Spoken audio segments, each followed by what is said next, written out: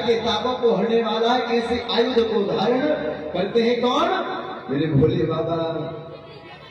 अत्र जन्म पाप संहारम बेलपत्रम समर्पणम। यदि कोई भक्त भगवान को बेलपत्र चढ़ाता है ना तो 3 जन्मों की जो पाप है, कौन कह रहा है? सूत जी महाराज कहते हैं सौनक आदि ऋषियों से। शिव महापुराण में वर्णन है 3 जन्मों के पाप उसी समय क्या हो जाते हैं? समाप्त हो जाते हैं प्यारे। जिस समय भगवान को वो बेलपत्री अर्पण करते हैं। और जो भक्त भगवान की बेलपत्री से पूजन करता है प्यारे, बेलपत्र कैसा चढ़ाना चाहिए? सूत महाराज कहते जो ये बेलपत्र है ना, ये बेलपत्र है। भोले बाबा को बेलपत्र इस प्रकार से, जो एक अग्र भाग होता है ना, जो पहला भाग होता है, भोले बाबा के सिर पर जब हम बेलपत्र को चढ़ाएं इस प्रकार से, ये जो कोना वाला भाग है ये हमारे तरफ होना चाहिए। या भगवान की जो जलधारा होती, जहां से भोले बाबा का जो जल जाता है उस तरफ भगवान के सिर पर ऐसे बेलपत्र जब हम चढ़ाए तो ये अग्र भाग ये इस साइड जो योनि आकार होती है, मां भगवती का रूप होता है, इसका मुख ऐसे होना चाहिए। क्यों?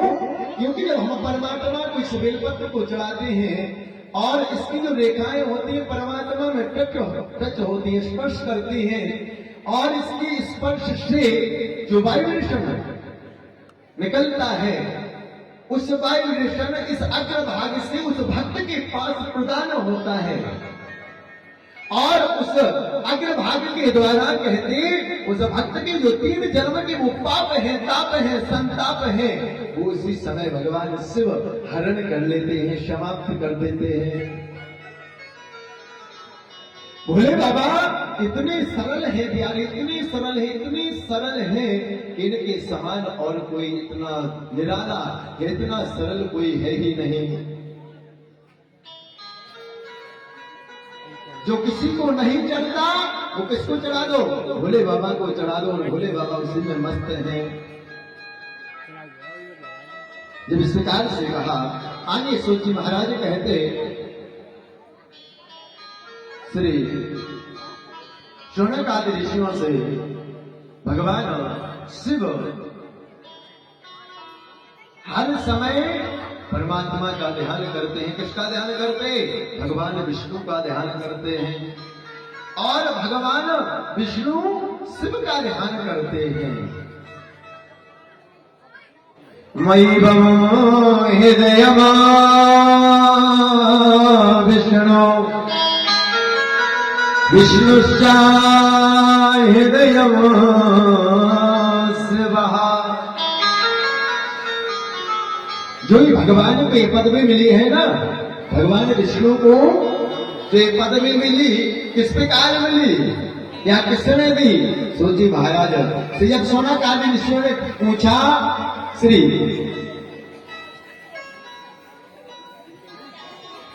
सूत जी कहते ये पदवी भगवान शिव ने, भोले बाबा ने किसको दी? विष्णु भगवान को। ये पालन करने की जो शक्ति है ना, कहां से मिल रही है? बोले भगवान शिव का। भगवान विष्णु हर समय प्रतिदिन सहस्र अर्चन करते थे, किसका? भोले बाबा का। भोले बाबा का प्रतिदिन अर्चन करते थे। कितने पुष्पों के द्वारा? 1-2 पुष्पों के द्वारा नहीं, सहस्र, 1000 प्रतिदिन एक नाम लेकर के, संभवाय नमः, अमृताय नमः, नागराजाय नमः, ध्यानमूलाय नमः, त्र्यंबकाय नमः, पशुपतये नमः, अखंडाय नमः, अघोराय नमः, पापाय नमः, पापनाशाय नमः।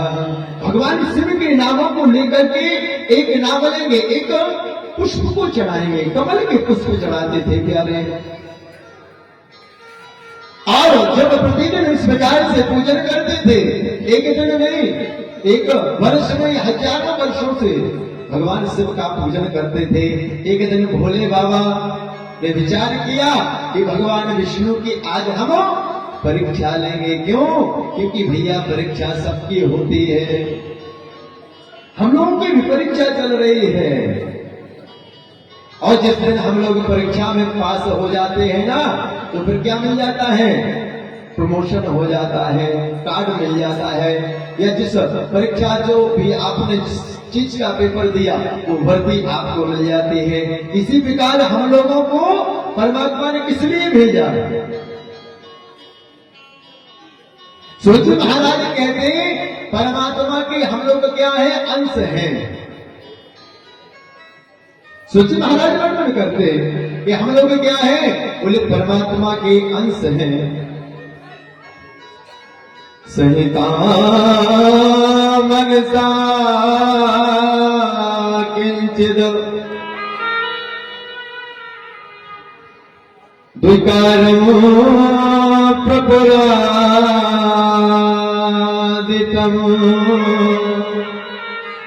सन्नयो सर्वे निरीक्षतम् सविकारं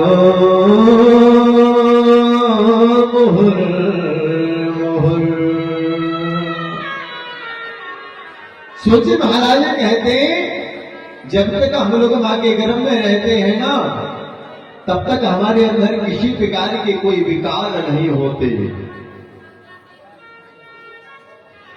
जैसे ही बच्चे ने जन्म लिया, बालक ने जन्म लिया महाराज, अब उसके अंदर विकार उत्पन्न होने लगे धीरे धीरे। जैसे वो बड़ा होता गया और उसके अंदर क्या आने लगे? अवगुण आने लगे। प्यारे, हम लोग क्या है? परमात्मा का अंश है। परमात्मा ने